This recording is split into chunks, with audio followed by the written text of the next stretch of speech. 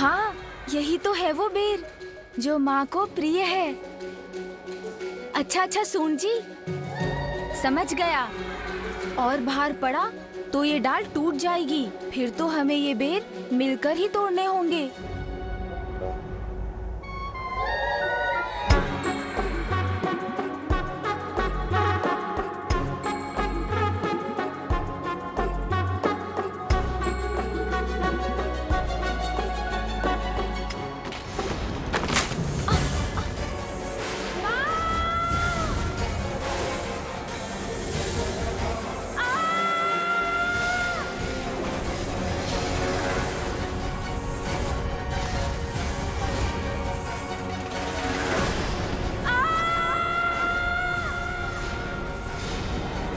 अपनी देह को सीधा कर लेता हूँ, फिर इसके ऊपर चढ़कर नीचे जाने में तो बहुत आनंद आएगा।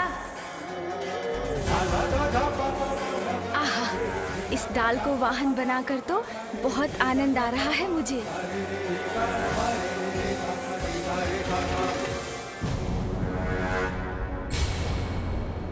अरे, अब ये शिला कहाँ से आ गई? मुझे इससे बचने के लिए तो कुछ करना होगा।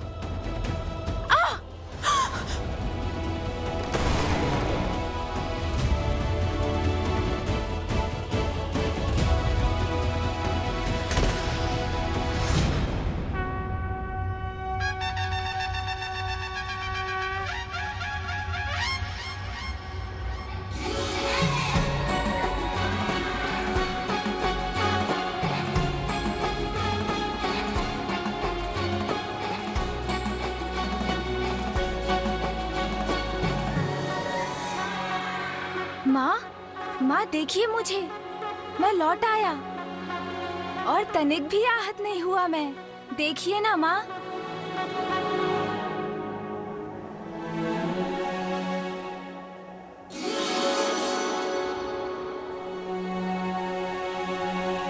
ये क्या करने का प्रयास कर रहे थे तुम? अपने आप को ऐसे संकट में क्यों डाला तुमने? तुम इस संकट में देखकर कितनी दुखी थी मैं, ये जानते भी हो तुम? क्यों बार बार ऐसी पीड़ा देते हो मुझे? बताओ मुझे, उत्तर दो। इतनी ऊंचाई से नीचे गिर के तुम्हें कुछ हो जाता तो कितना कष्ट होता मुझे। इसका एक बार भी विचार किया तुमने?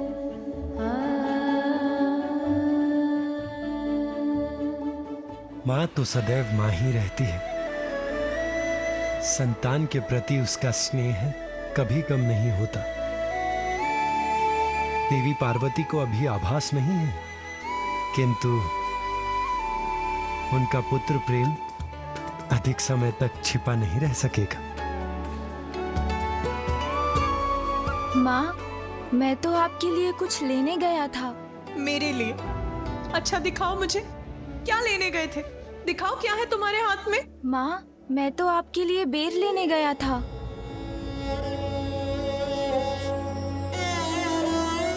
आपको बेर प्रिय है ना माँ?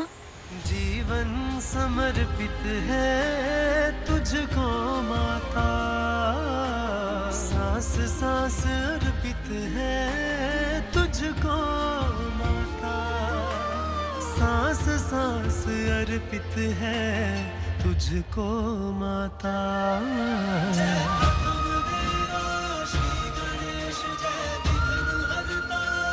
ये लीजिए बेर माँ।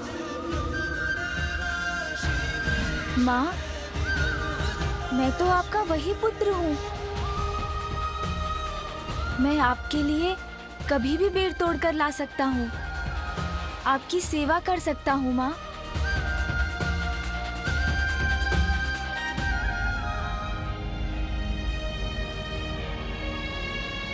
माँ, आपके नेत्रों में अश्रु? आप दुखी हो रही हैं माँ? ओह, समझा। आपको मेरा वो मुख अधिक सुंदर प्रतीत होता था ना, इसीलिए ना मेरे गजमुख को स्वीकार नहीं कर पा रही हैं ना आप। किंतु माँ, ध्यान से देखिए ना मुझे, बुरा नहीं हूँ मैं, अपितु अब तो मैं और भी सुंदर हो गया हूँ। आपको मेरी बात पर विश्वास नहीं हो रहा है ना माँ?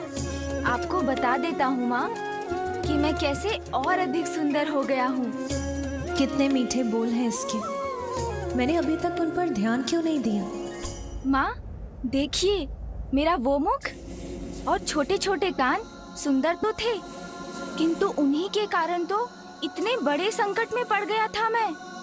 किसी की बात ही नहीं सुनी, बड़े बड़े बोल बोलता चला गया। बस भिक्षुक बस, अब मैं आपके मुख से एक भी शब्द नहीं सुनना चाहता। उद्दंडता करता गया।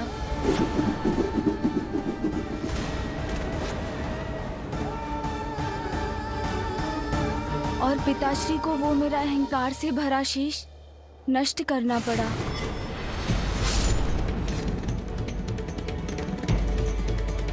माँ, मैंने उचित सुना है ना कि सुनने से तो ज्ञान बढ़ता है। इसीलिए जो अधिक सुनते हैं और कम बोलते हैं वही बड़े ज्ञानी बन पाते हैं, है ना माँ? अब मेरे इन बड़े कानों से तो मैं सब कुछ सुन सकता हूँ, इसलिए मैं भी बहुत बड़ा ज्ञानी बन जाऊंगा ना माँ? तो माँ, मेरे ये बड़े बड़े कान ज्ञान के ही प्रतीक है ना? मेरे मुख पर तो वैसे ही सूंड रूपी ताला पड़ गया है,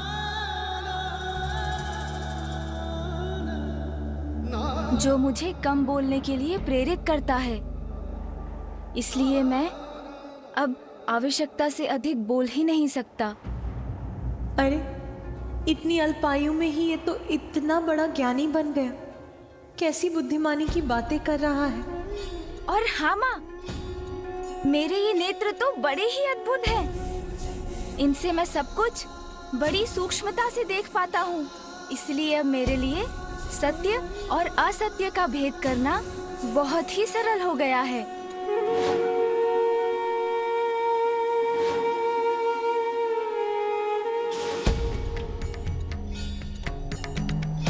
जिन नेत्रों से मैं अपने पिता को नहीं पहचान सका, एक बार किसी जलाशय में स्वयं को झांक कर देखिए, भिक्षुक या भैरूपिया ही प्रतीत होते हैं।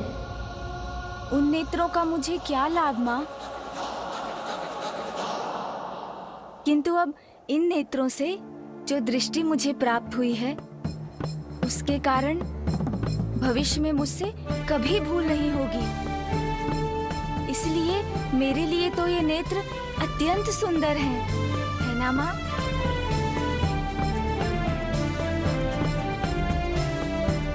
क्योंकि मेरे ये गज नेत्र तो सूक्ष्मता के प्रतीक हैं।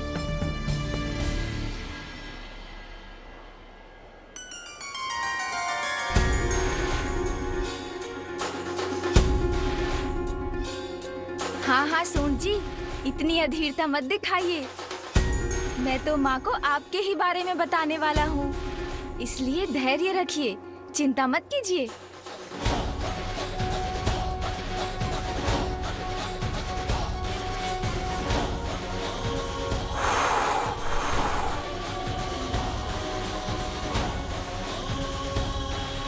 देखा ना माँ आपने, कैसे मेरी सूंड ने इन बेर पर से धूल हटा दी। जो बुरा है उसे हटाकर अच्छे को अपनाने में मेरी सहायता करती है मेरी सूंड। इसलिए मेरी सूंड तो अज्ञानता को मिटाकर ज्ञान को ढूंढने की प्रतीक है माँ। सत्य कहते हो, बड़ी मनोहर है तुम्हारी सूंड।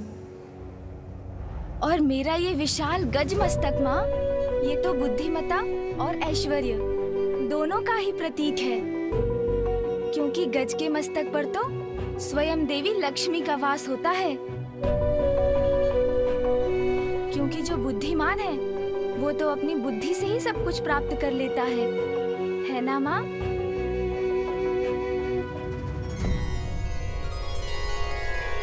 यदि मेरा ये मस्तक पूर्व में भी होता तो माँ, मैं किसी से युद्ध नहीं करता।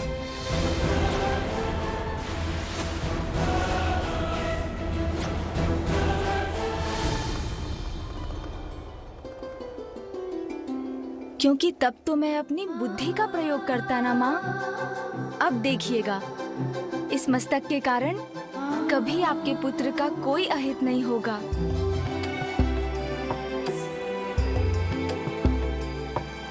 माँ, अब तो आपको विश्वास हो गया है ना? मैं तो और भी अधिक अच्छा और सुंदर हो गया हूँ, है ना माँ?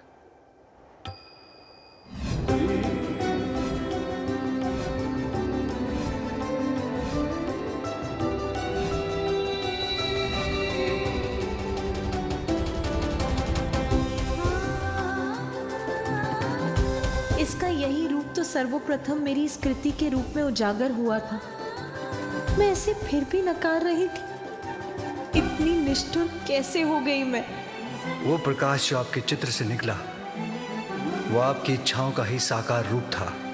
आपकी कामना ने आकार लेकर आपको अपना आभास कराया है। आपकी ये बिगड़ी हुई कृति भी निकट भविष्य में आपकी इच्छा पूर्ति का ही शुभ संकेत है।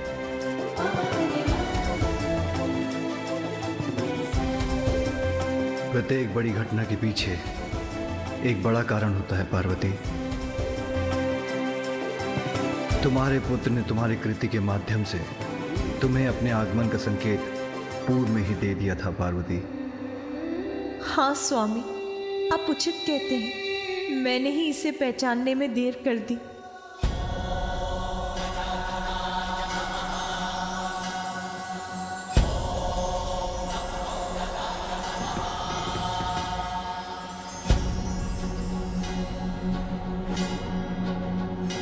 अब किसी भ्रम में नहीं रहूंगी। अपने पुत्र पर अपना सारा स्नेह न्यौछावर करूंगी मैं। किन विचारों में डूब गई हूँ माँ? मुझे बताइए ना। मैं अच्छा हूँ ना माँ?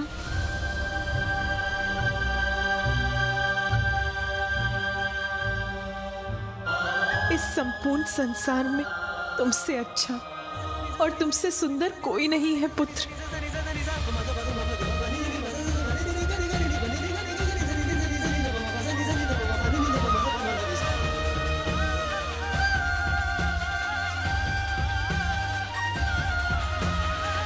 पुत्र प्रेम में इतना बह गई माता कि इस गजमुख को भी स्वीकार कर लिया।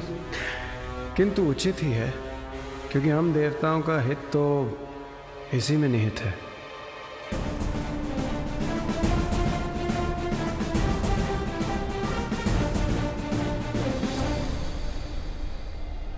पुत्र, अब मैं तुम्हें कभी अपनी आंचल की छांव से दूर नहीं जाने दूंगी। तुम्हें अपने पास रखकर सदा तुम्हारा ध्यान रखूंगी, तुम्हारी रक्षा करूंगी।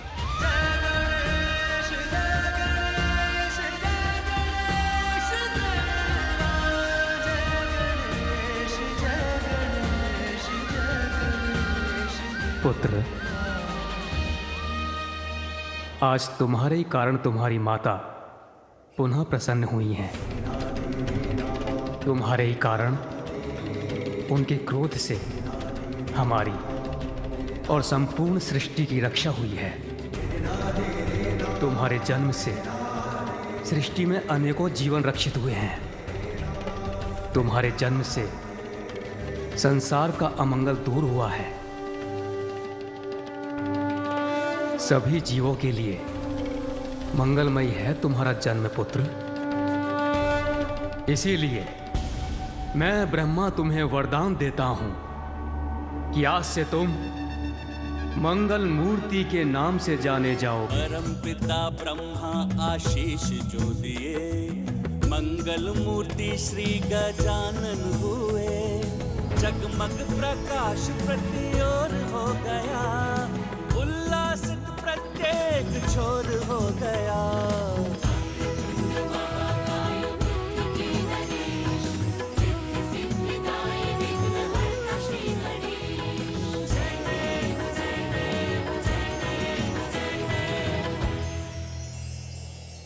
मेरे पुत्र को ये मंगलमय आशीष देने के लिए आपको अनेक धन्यवाद ब्रह्मदेव।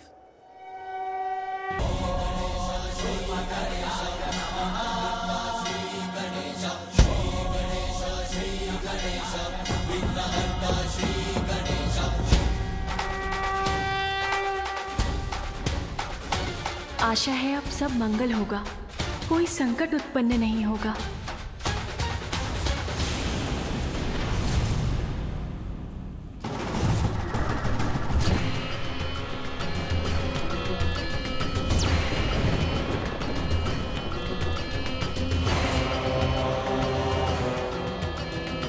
असुर सम्राट गजमुखासुर की, असुर सम्राट गजमुखासुर की, असुर सम्राट गजमुखासुर की, असुर सम्राट गजमुखासुर की, असुर सम्राट गजमुखासुर की, असुर सम्राट गजमुखासुर की, असुर सम्राट गजमुखासुर की, असुर सम्राट गजमुखासुर की, असुर सम्राट गजमुखासुर की, असुर सम्राट गजमुखासुर की, असुर सम्राट गजमुखासुर की।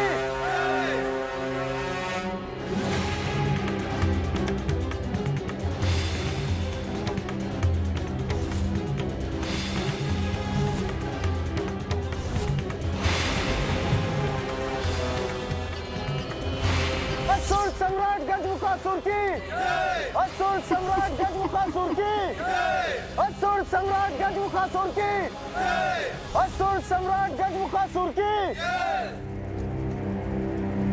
सर्वत्र हो असुर साम्राज्य का विस्तार, चहुं दिशाओं में अशुभ ही अशुभ हो, छा जाए अशुभ का अंधकार,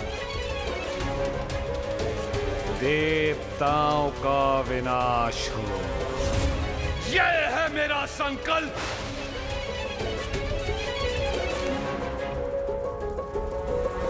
गजासुर के बाद अब मैं हूं पाताल लोक का सम्राट। देवताओं को नष्ट करेंगे हम, सभी लोगों पर छा जाएंगे, असुर विजयी होंगे। असुर महानायक गजमुखासुर की, असुर महानायक गजमुखासुर की।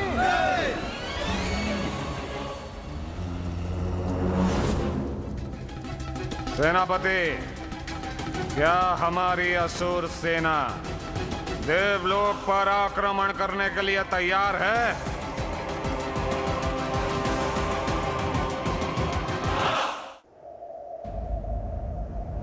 देवी पार्वती, संतान के जन्म के पश्चात कुछ अन्य रीतियां भी निभानी अनिवार्य है, जैसे छठी, नामकरण और अन्नप्राशन। हाँ देवी पार्वती, हमें तो अब आपके पुत्र के छठी के उत्सव में निमंत्रण की प्रतीक्षा है। अवश्य। मेरे हृदय में व्याप्त आनंद एक भव्य आनंदोत्सव का रूप अवश्य लेगा देवी सरस्वती। शीघ्र ही उचित समय पर मेरे पुत्र का छठी और नामकरण संस्कार अवश्य किया जाएगा। और मैं यहाँ उपस्थित सभी देवताओं को भी इस उत्सव में भाग लेने का निमंत्रण देती हूँ। ये कैसी दुविधा है। माता पार्वती के आदेश का उल्लंघन नहीं कर सकता, इसलिए मुझे इस गजमुख के जन्म के उत्सव पर आना ही होगा। नंदी एवं अन्य गण, कृपया सभी यक्ष, गण, किन्नर, गंधर्व आदि तक भी ये सूचना पहुंचा दीजिए। उन्हें भी इस महोत्सव में भाग लेने अवश्य आना है। जो आज्ञा माता। देवी पार्वती, आपके सुख में साथ देने तो यहाँ इस उत्सव में सभी बड़ी प्रसन्नता पूर्वक सम्मिलित होंगे। यह तो ऐसा महान अवसर जिसके अनेकों दूरगामी शुभ परिणाम होंगे, क्योंकि आपके पुत्र के रूप में कैलाश में ऐसी दिव्यता का जन्म हुआ है जिससे सदा संसार का मंगल होगा।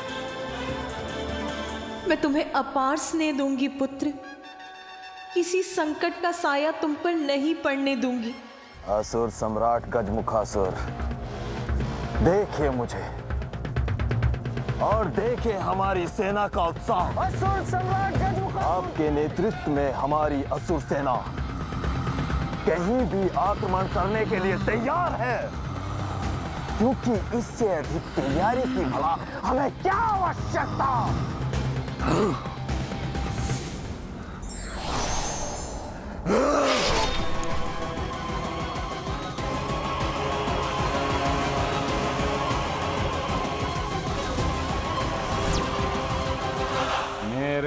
प्रश्न का उत्तर बस हाँ या ना में देना चाहिए था इस मूर्ख को।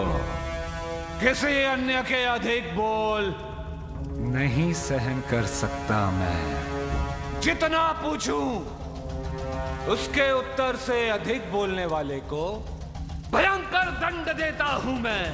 यमलोक भेज देता हूं उसे।